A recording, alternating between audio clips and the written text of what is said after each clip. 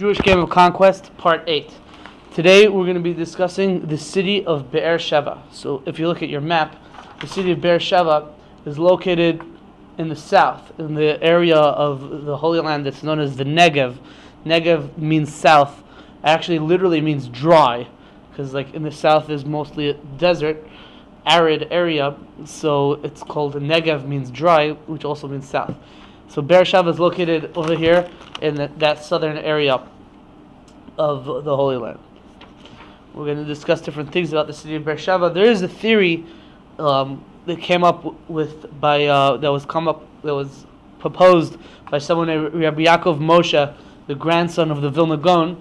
He wrote a book called Masos Yisrael, and he writes a theory that the city Kadesh Barnea, which is one of the stops that the Jewish people had in the desert, is the same as the city of Beersheba.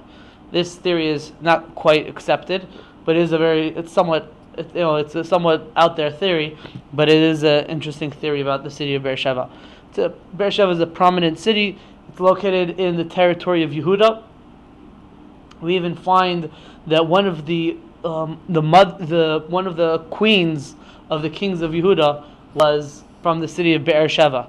It says in the Bible, it says that Yoash, the king of Yehuda, his mother was named Tzivia from Beersheba. So she's from the city of Beersheba. So you see that Beersheba produced, noble people, important people. So it's an important city. So let's start with where's the city of Beersheba first mentioned in the Bible. The city of Beersheba first comes up in Genesis, also with Avram Avinu. And basically what happens is that after Avram Avinu, after the story with the destruction of Sodom and Lot running away from Sodom and doing what he did in the cave with his two daughters, so Avram Avinu sort of felt embarrassed to be associated with his nephew Lot. So what he did was he left where he was living in Hebron, which is not so far from where this whole thing happened, and he moved elsewhere to a different land, to what's known as the Philistine land of Gerar. So this is Philistine territory, and he's going to the kingdom of Gerar. This is in Genesis chapter 20. Vayis Avram Misham Avram traveled from there, Arza HaNegev, from the land to the land of the south, and he settled between Kadesh and Shur. He settled specifically in the kingdom of Gerar. And again, Avram Avinu in this place of Gerar does the same shtick that he did in Egypt, and he tells his wife Sarah to say that really she's his sister, and the king Avimelech of Gerar takes her, abducts her, and he gets punished because he took the wife of the prophet, and then he ends up giving her back, and he gives Avram Avinu all kinds of gifts.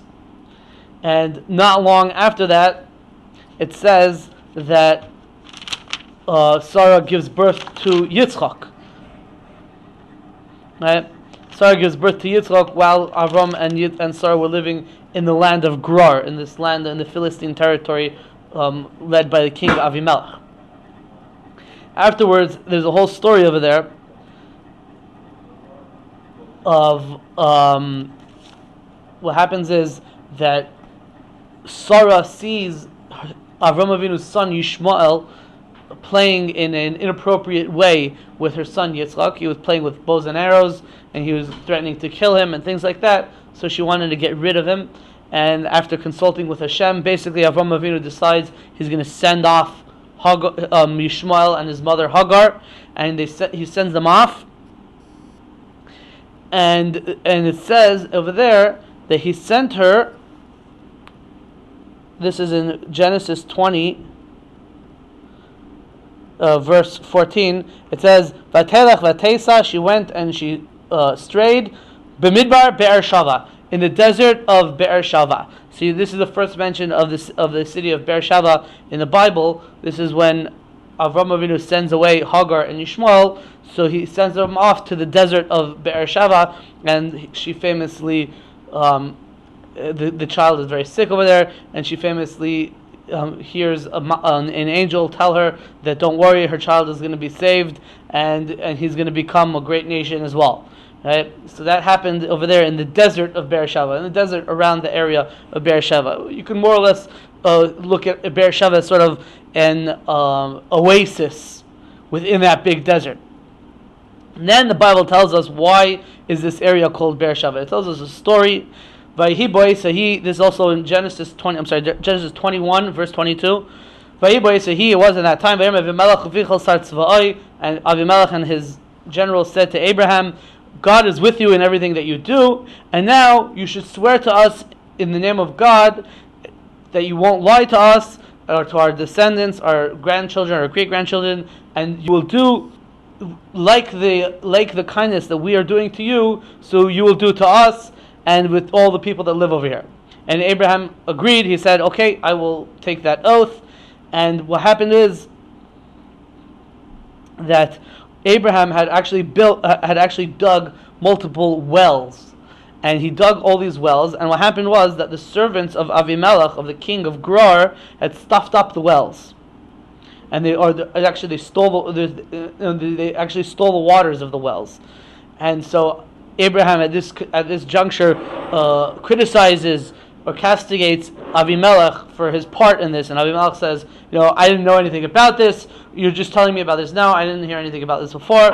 And okay, fine. So Avram and Avimelech are making this deal together that they're going to make a deal between themselves and their descendants, between themselves and each other and their descendants as well, that they're going to do kind to each other and they're not going to act with ill will towards each other.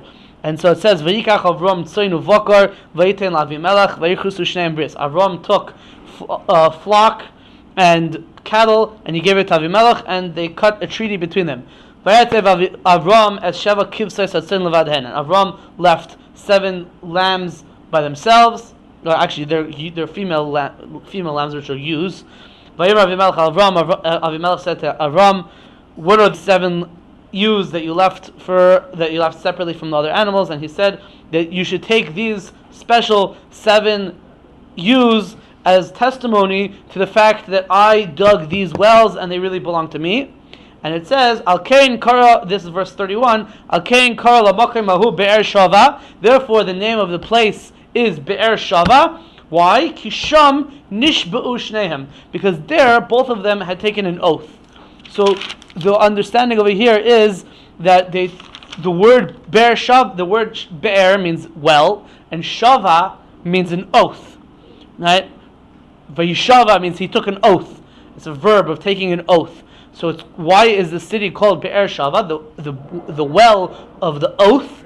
Because that was the place where Abraham and Avimelech made a treaty, and they took an oath to affirm that treaty that they made between the two peoples. So that's why it's called Be'er Shava. Continuing on in the verse, it says in 21:32, it says Vayichtav Ris Be'er Shava. It repeats. It says they entered into a covenant in Beersheba. Vayakam Avimelech ufichas atzvar v'yeshuv eretz Plishim, and then Avimelech and his general went back to they went back to the land of the Philistines. Vayita Eshel Be'er Shava, and Abraham planted an Eshel in Be'er Shava. What's an Eshel? We'll explain in a moment. Vayikra Sham, and he called there B'Shem Hashem Kel Olam, in the name of God, the God of the universe. Meaning Avram Avinu used that now as a base to spread the ideas of monotheism. He called out in the name of God, meaning he called out to other people and preached to the masses, right? So it says he planted this Eshel, which will explain what an Eshel is, and he called out to the name of God. Vayogar Avram be'eretz Plishim, and Avram lived or settled in the land of the Plishim and the Philistines, Yomim Rabim, many days, which we interpret to mean many years. Many years he lived there. So there's a few different things over here. First of all, it says that he lived here many years or many days, right? So if you make a calculation, I don't want to get exactly into the details of the calculation, but it comes out that Avram Avinu lived in the city of Hebron, for 25 years. And by Avram living in Hebron, it doesn't say anything about him living there for many years. It just says that, he lived in Hebron. It doesn't say anything. It doesn't stress this point of many years. When it says that he lived in Beersheba, it makes a point of saying he lived there for many years. So from that, the rabbis understand that he lived in Beersheba for longer than he lived in Hebron. So he lived in Hebron for 25 years. So according to tradition, he lived in Beersheba for 26 years. So he lived in Beersheba longer than he lived in Hebron. His Hebron is historically more associated with Avram Avinu than Beersheba might be. But that's because later on in his life, Avram Avinu is going to move back to Hebron. He's going to end up dying there, and that's where he's going to be buried. So he's going to live again in Hebron in his later years. But here, at this point, he lives in Beersheba.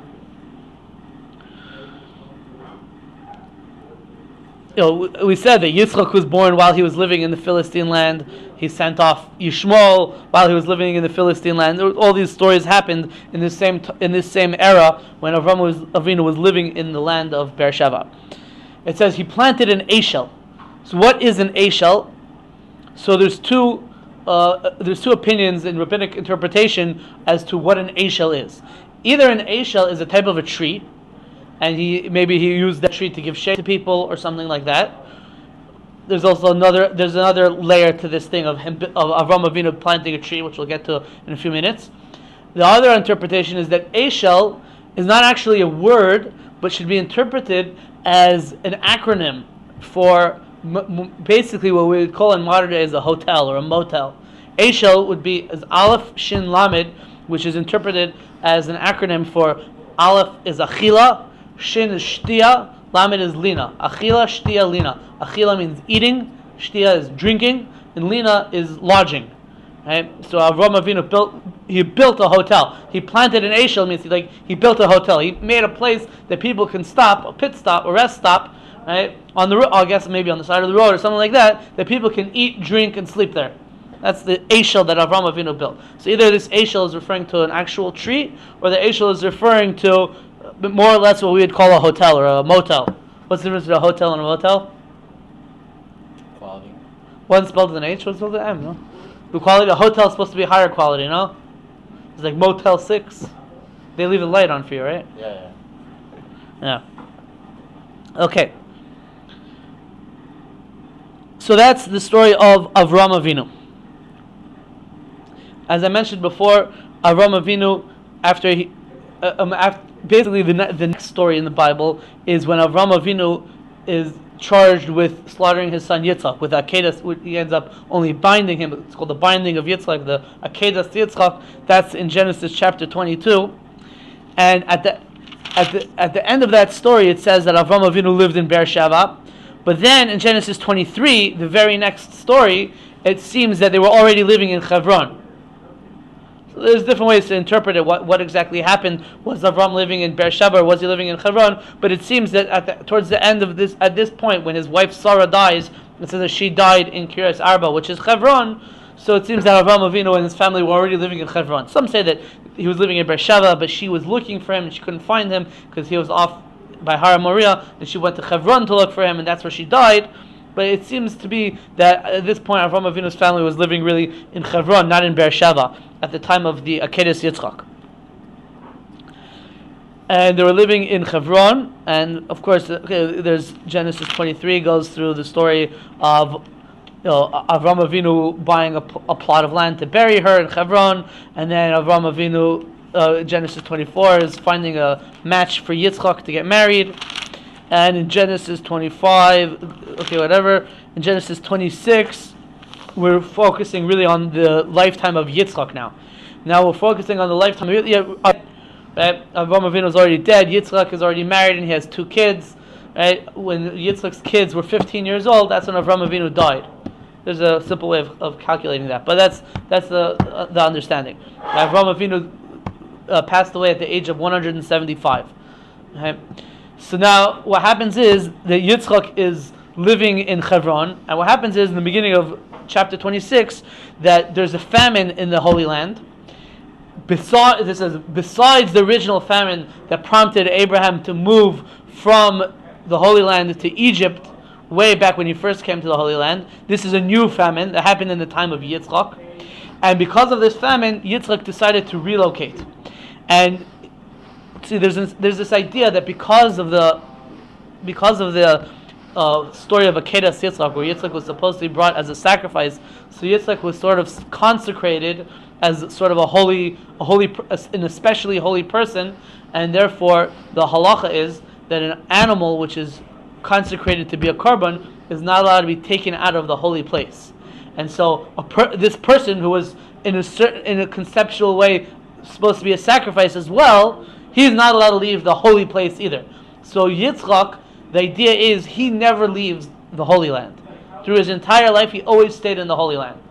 But at this point, he relocated from Hebron to Gerar. Now, Gerar is, if you want to imagine Gerar, it's in Beersheba is like in the territory of Gerar. It's in the southern and the western area. So it's like this area. It's still in the Holy Land. It's like a little bit like the Gaza Strip, a little bit north of that, a little bit east of that.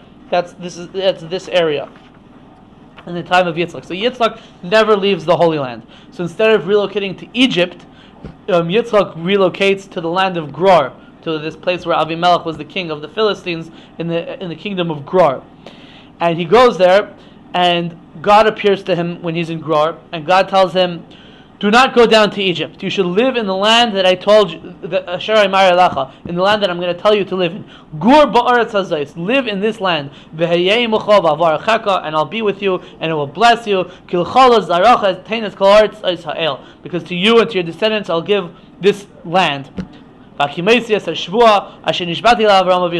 I will uphold the promise or the oath that is sworn to Abraham your father." So Yitzchak stays in the land of Gerar. He does not go to Egypt because God told him, don't go to Egypt. So Yitzchak is living in this land, Gerar, and again, the similar story happens where he tells his wife Rivka, say that you're my sister, don't say that you're my wife, because I don't want them to kill me and then try to marry you. And so he starts telling people that she's his sister, and then he gets caught having relations with her, and then people are like, wait, I thought she's your sister. I was like, no. I only said that she's my sister because I didn't want you to kill me over her. And then Avimelech reacts sort of very upset, and he's like, "Why are you doing this to us? One of the important people of my kingdom almost laid with her because you seem to pass her off as an unmarried woman. So why are you doing this?" So then Avimelech says, nobody's allowed to touch this man and his wife. This guy is an untouchable.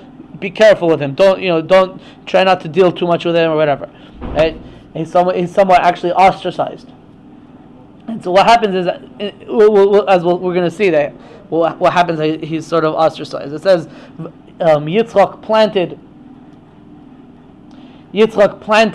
a lot of things in that land, and he had a special blessing, and he reaped 100-fold what he was expecting to reap from whatever it was that he had planted, and so he became very successful in terms of his agriculture and in terms of his flock. It was very successful, and what happened was that all the wells that his father Avram Avinu had dug.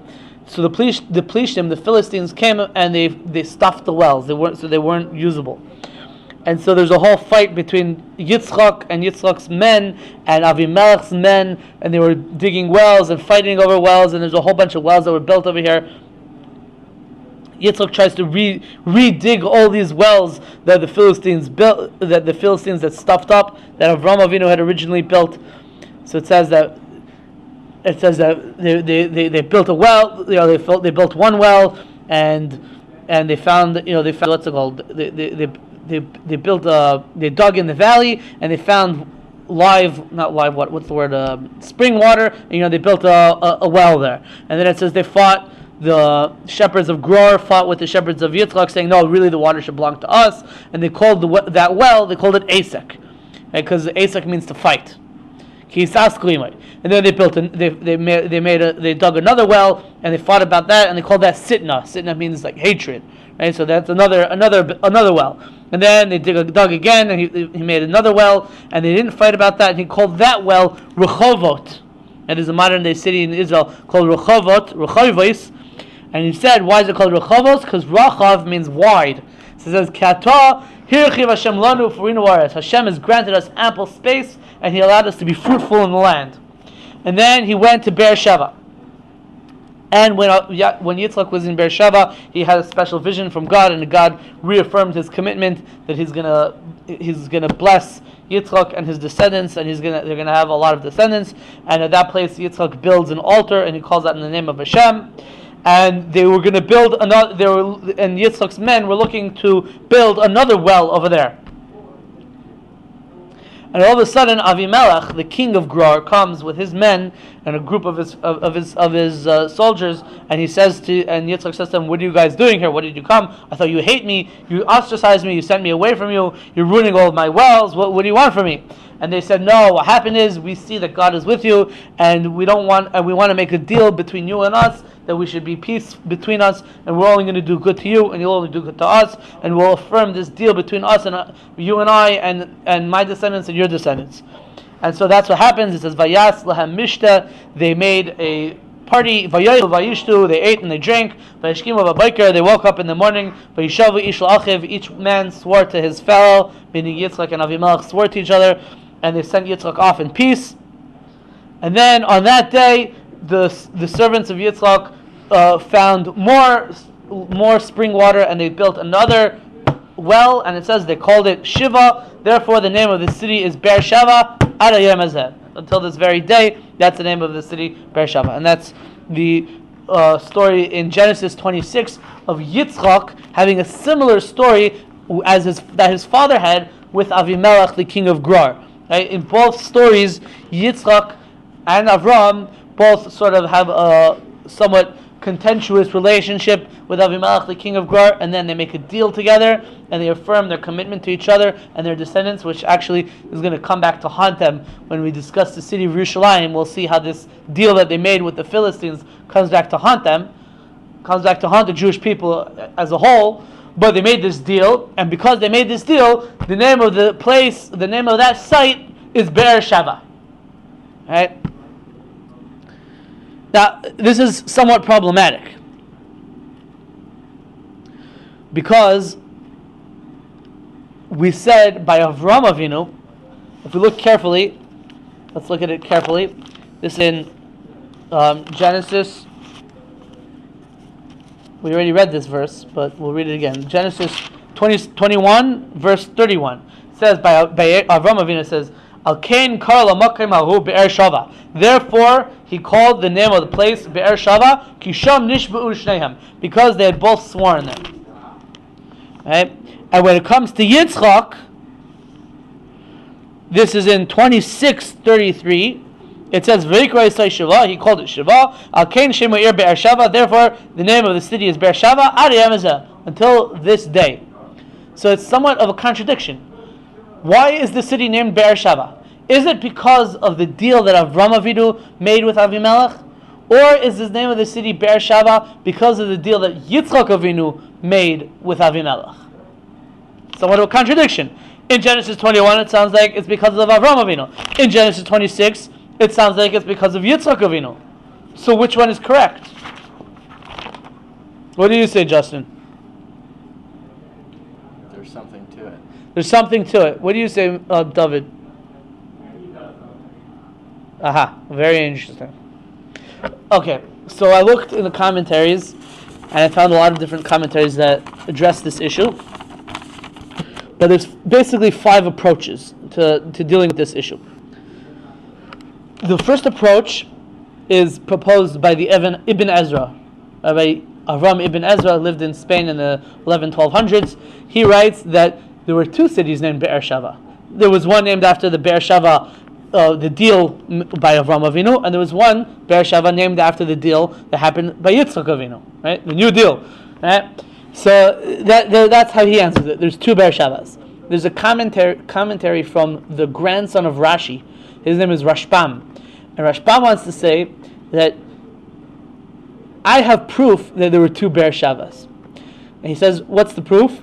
Because in the book of Kings 1, chapter 19, verse 3, so it's talking about Eliyahu Hanavi, Elijah the prophet, running away from the queen of the kingdom of Israel. Her name was Jezebel. She wanted to promote Baal worship in the kingdom of Israel, and Eliyahu Hanavi was zealous for the honor of God, and so he was trying to stop Baal worship. So she decided she's going to go kill him. So it says that Eliyahu Hanavi ran away. It says that he went. Where did he go? He went to Beersheba, Asher Yehuda. He went to Beersheba, which it belongs to Yehuda, which belongs to the tribal territory of Yehuda. which would suggest that there's another city, Beersheba, which does not belong to Yehuda, which is in the tribal territory of Yehuda. Right? That's what the Rashbam says. So you see that there's two Beershebas. Now, I mean, this proof is not, it's not 100% foolproof, this text, the proof text, because the way you could read it, and that's the way most commentaries in Kings read it, is that he ran to the city of Beersheba, which is in Yehuda, meaning not necessarily in the tribal territory of Yehuda, but read it as which is in the kingdom of Yehuda, meaning he had escaped the wrath of the queen of the kingdom of Israel by going into the kingdom of Yehuda. It's beyond her territory, and she couldn't have any influence over him there. So he got to a safe place.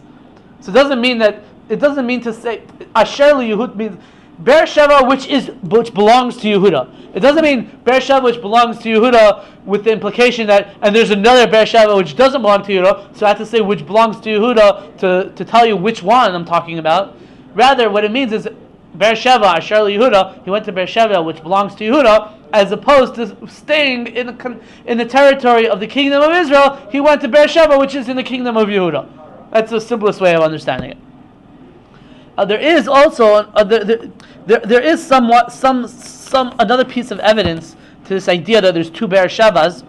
In the book of Joshua, there's somewhat of a contradiction regarding the city of Beersheba. And the book of Joshua talks about the Jewish conquest of the Holy Land, and it details every city and exactly to which tribe belonged to each city. And in Joshua 15:28, it says that the city of Beersheba belongs to Yehuda. And in Joshua 19:2, it says that the city of Beersheba belongs to Shimon. Right? So that's somewhat of a contradiction.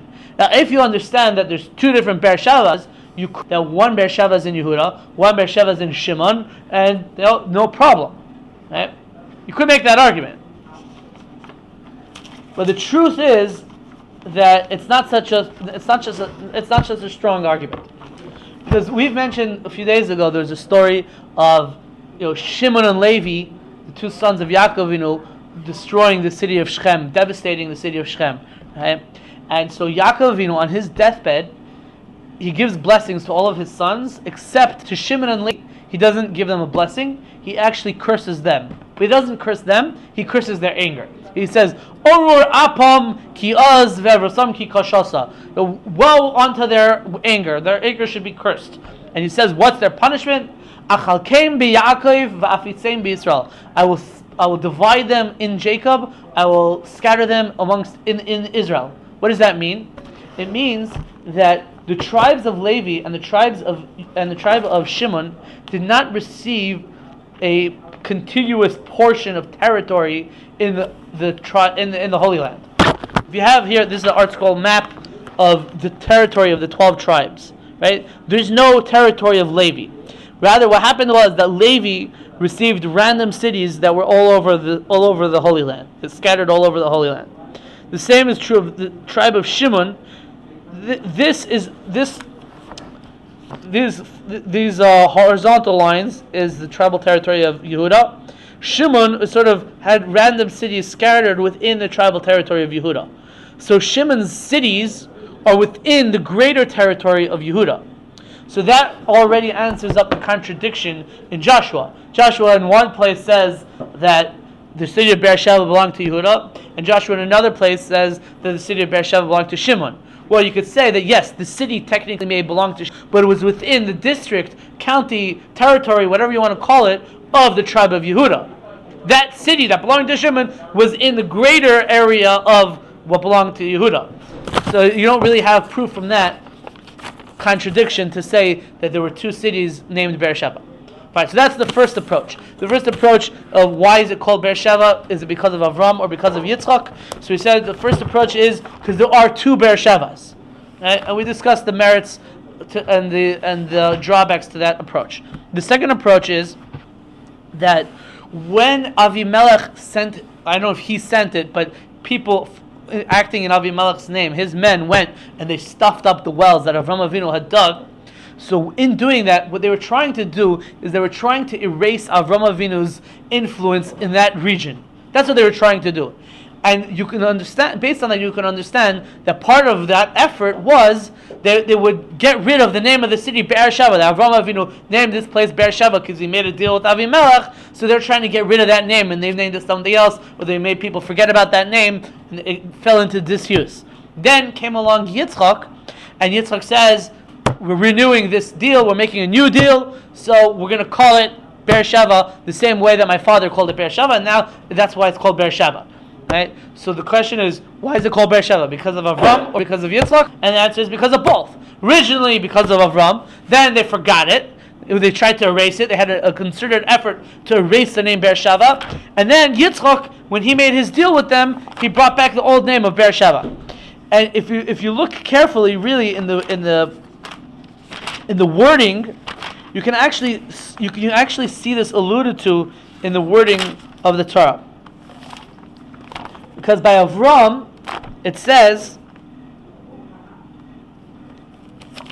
by Avram in 21:31, it says, Al kain kara l'makom ahu Beersheba. Therefore, he called the place Beersheba. Kisham nishbu shneim, because they're both of them it's word. So who called it Beersheba? Avram Avinu. But it says he called it in singular form. He called it that, but nobody else really called it that because the name didn't quite catch on. Let's say there was a concerted effort to sort of suppress what Avraham Avinu was trying to do, and so therefore they didn't want to keep that name. But then when you look in 23, in 23:33, when it's talking about Yitzchak, it says Al kain shem ha'ir Beersheba ad hayom hazeh. Therefore, the name of the city is Beersheba until this day. Right? So the first one was just, he called it that, but the name didn't stick. And the second verse is saying, therefore, that's the name of the city to this day. Right? This is the basic approach taken by a lot of commentators. Moshe of Zekanim says this, the Drushas Shita Mekubetza says this, the Meshech Chochmah says it, Hemek Davar, Ramad Valley, Rav Chaim Kanievsky, a lot of people say this idea. So that's the second approach. The third approach is gets a little bit more technical. They want to say that what Avraham Avinu called Beersheba and what Yitzchak called Beersheba, or what they called Beersheba in Avram's time and what they called it in Yitzchak's time, are talking about different, technically different parcels, different pieces of land. Right? One way is saying that Avraham Avinu's time they only called the area Beersheba, but they didn't call the city Beersheba, and by Yitzchak they called even the city Beersheba. That's what Rabbeinu Chaim Paltiel says. What another approach, Rabbeinu Yosef Bechor Shor and the Chizkuni say that Avraham Avinu called the name of the area Beersheba, and Yitzchak called the name of the well Beersheba. Another approach is Rav Hirsch and the Pirush Rokeach seem to say this, that Avraham Avinu called that Eshel, whatever that Eshel is, whether it's the tree or it's a hotel, he called that Beersheba, as well as the well that he dug, he called it Beersheba, and Yitzchak called the name of the city that was near it or around it, he called that Beersheba. So sort of, we're talking about different things. Right? In fact, if you look at, again, I'll off page again, but if you look again, it says by Avraham Avinu in chapter 21, verse 31, so over there it says, Al kain kara l'makom hahu Beersheba.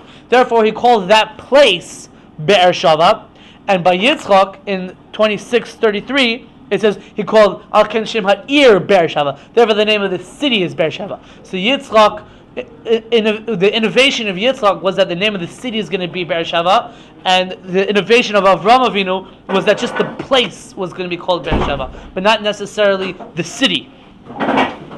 That's the third approach. The fourth approach is the Moshe of Zekanim says another idea. The Moshe of Zekanim wants to say that really Avraham Avinu didn't call the city Beersheba at all. Really, the name Beersheba only came to the city in the time of Yitzchak. Why does it say in Genesis 21 that Avraham Avinu called it Beersheba, or that because of Avraham Avinu's promise with Avimelech it was called Beersheba? So Moshe Zekanim says that was really Moshe Rabbeinu who wrote the 5 books of Moses. So he was writing Genesis. He's the author of Genesis. So he's writing that sort of after the fact, after the story of Yitzchak, when it got the name Beersheba, so he's sort of retroactively applying it to, that was also the place where Avraham Avinu made his covenant with Avimelech. So again, why is it called Beersheba, according to this? Because of Avraham or because of Yitzchak? Because of Yitzchak. Why does the Bible say it about Avram? Well, that's just, sort of anachronistically applying a name that came about later to something that happened earlier. That's Moshe Zakenium's approach. And the fifth approach, and this is a somewhat interesting approach, is the Sforno's approach. The Sforno says, if you look very carefully, in Genesis 21 by Avram Avinu, it says he called the place Beersheba. And in Genesis 26 by Yitzchak, it says that he called it Beersheba. And so this Sforno, who is a 16th century Italian commentator, Rabbi Avodah Sforno, so he writes that originally it was called Beersheba by Avram Avinu, and then Yitzchak came and he called it Beersheba. But he doesn't explain himself, like what's the difference between the two. The Chassam Sofer, Rav Moshe Sofer, was a rabbi in Pressburg in Hungary, who died in 1830. So he writes that that what happened was, he writes the same thing. There was originally Beersheba, and then Yitzchak turned it into Beersheba. He says Beersheba is because Sham Nishba'u Shneim. They both took an oath there, so therefore it's called Beersheba.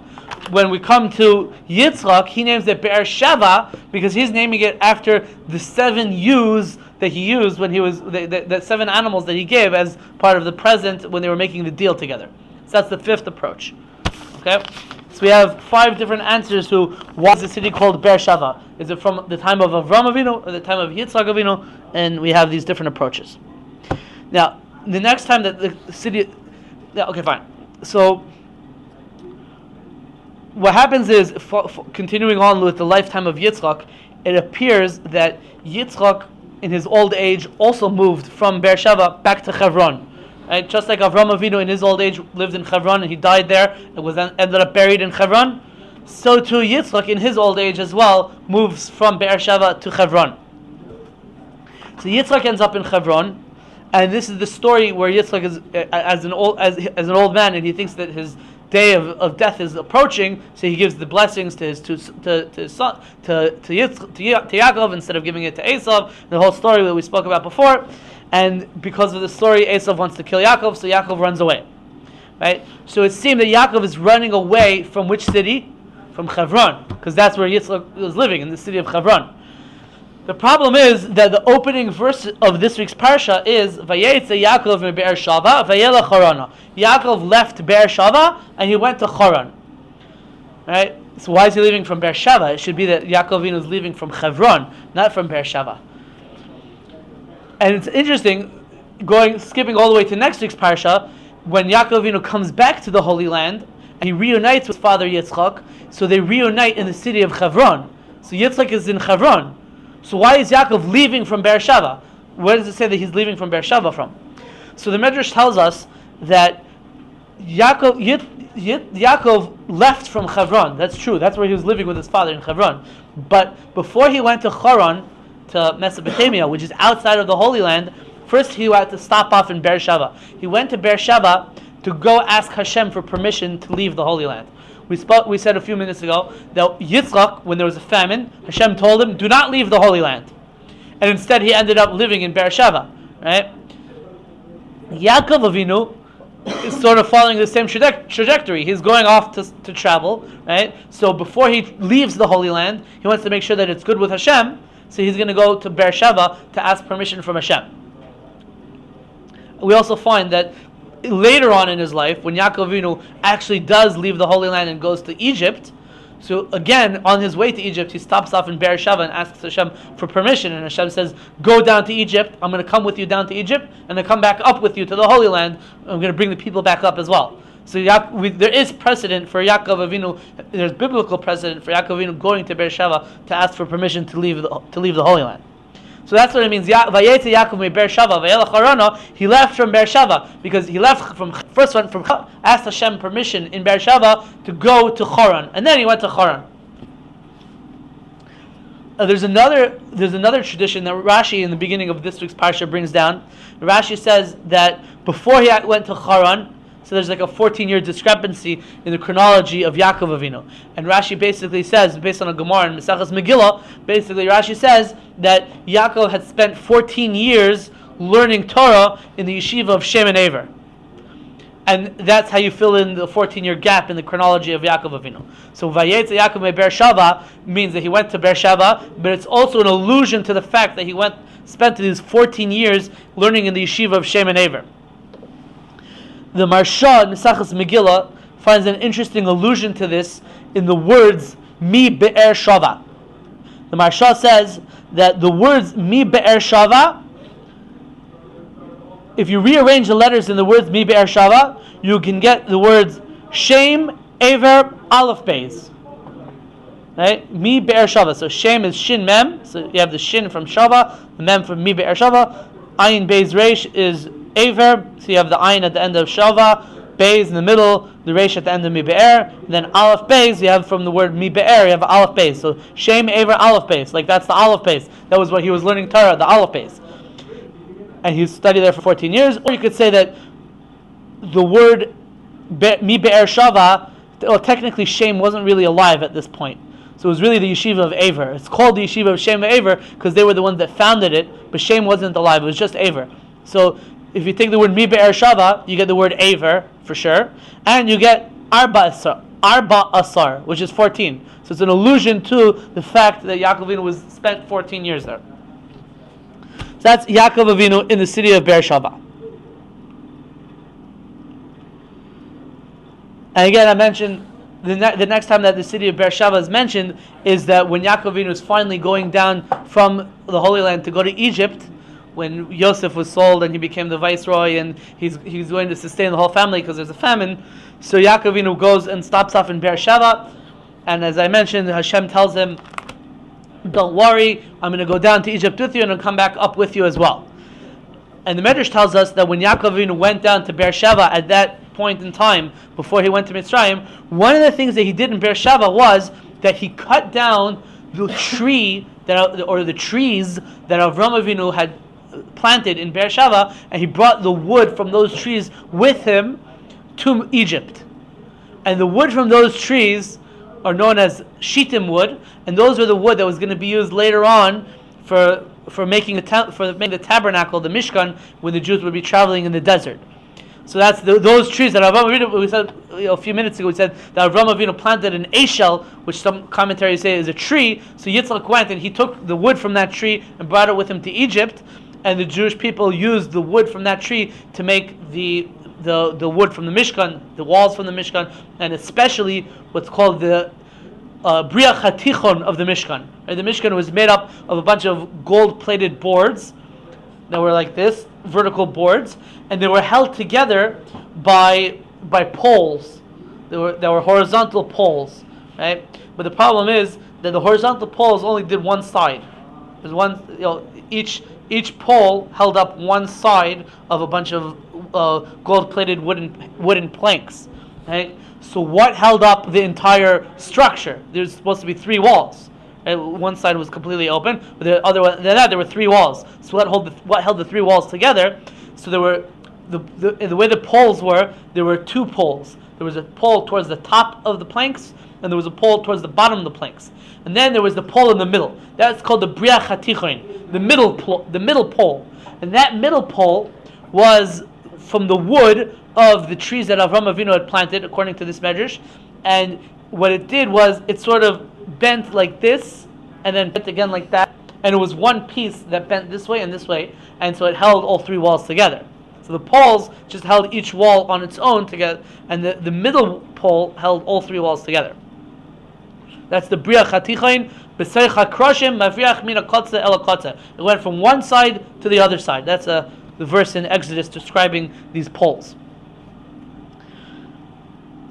The next time, we mentioned that Beersheba appears in the book of Joshua when it's talking about the Jewish conquest of the Holy Land, and we said earlier that there was a contradiction between whether the city of Beersheba belonged to the tribe of Yehuda or belonged to the tribe of Shimon, and we already discussed that. There's another place where the city of Beersheba appears, and that is in the book of Amos. Amos is one of the 12 minor prophets. Who said they're minor prophets, right? We'll call it the book of 12 prophets. And the book of the 12 prophets has a bunch of prophecies, and one of those prophets is known as Amos. And Amos is the main part of Amos is that he's castigating the kingdom of Israel. We're going hundreds of years later into history, and the kingdom of Israel had worshipped Hashem in a deviant way at two golden calves that were erected by the first king Yerovam ben Nevat. One was all the way in the northern city of Dan, and one was in the southern part of the territory of the kingdom of Israel, known as Beis El. So there were two golden calves that people in the kingdom of Israel were worshiping.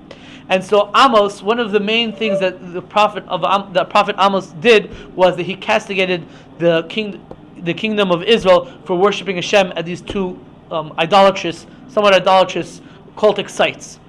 And Amos tells us that there was a third site that they added in a place called Gilgal, which was significant because that was the place that the tabernacle was first erected when the Jewish people came to the Holy Land in the first years of Joshua's leadership.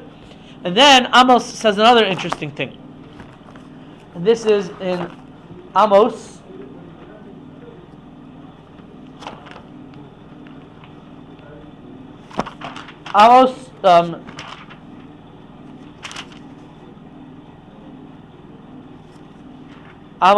He talks about this in chapter 5, verse 5, but he also talks about it in chapter 8, verse 14. Amos castigates the people who are Hanishbaim Ba'ashmas Shomron, those who swear by the idol of Shomron, by the life of your God done, V'chei derech Beersheba, and by the life of Beersheba, V'naflu v'lo yakumu oid.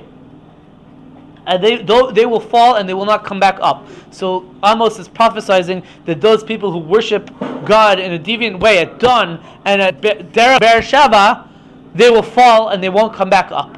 So what does it mean, derech Beersheba? So according to the consensus of commentators, this means that they also erected an idolatrous site in the city of Beersheba, which is somewhat difficult to understand because the city of Beersheba is not under the dominion of the kingdom of Israel. It's in the kingdom of Yehuda, at least the way we understand where Beersheba is. But that's what some commentators say. Now, Rashi says an interesting thing. Rashi says like this. Rashi says, no, it's not talking about that there was an Avodah Zarah or an idolatrous site in Beersheba. But Rashi says that what it means is that the people, because it doesn't say Beersheba, it says derech Beersheba, the way of Beersheba. We could say that the way of Beersheba means the idolatrous way of that cult that they established in Beersheba, if they establish such a thing. But Rashi doesn't say that. Rashi says that there was this road that if you passed Beersheba on this road, people from the northern kingdom that passed Beersheba on this road, they were obviously only going to Beis El and not going to worship Hashem in Yerushalayim. So I don't know what that means. What does that mean? Let's look at looking at the map. There's some sort of road that if you pass Beersheba on this road, that means that you people from the northern kingdom must be going to worship Hashem at Beis El in the deviant way instead of worshiping Hashem in Jerusalem in the proper legitimate way. So that doesn't make any sense because Beersheba is south of Jerusalem. So why is it that if I pass Beersheba, that means that all of a sudden I must be going to Beis El and not Yerushalayim? So the whole Rashi doesn't make any sense if you understand that Beersheba is over here. Some commentators I saw at least one person wanted to argue that this passage of Rashi is proof again, more proof to the opinion that there were two Beershebas. So it must be that there's like some sort of Beersheba like in between over here, something like that. Otherwise, what? Maybe he flew. Yeah, maybe it flew, and maybe it was Superman, and maybe if my grandmother had roller skates, she could be a motorcycle. Maybe yeah, maybe no. Why grandmother? Why not you? Because my 4th grade Rebbe used to say the expression, if my grandmother had roller skates, she could be a motorcycle. No. So I'm just repeating after him. I'm just quoting him. My 4th grade Rebbe said if my grandmother had wheels, she would be a bus. Okay. So each person has their tradition of how to use that expression. The last place that Beersheba, of course, comes up is that after the kingdom of Yehuda is devastated by the Babylonians and the Jewish people go into exile, so they come back after 7 years of exile under the leadership of Ezra and Nehemiah, and the people came back and they rebuilt the second Beis Hamikdash, the second Holy Temple, and at that time they rebuilt the city of Beersheba. This is brought in Nehemiah, the book of Nehemiah, chapter 11, verse 27, and again in verse 30 over there, so you see that Beersheba was rebuilt.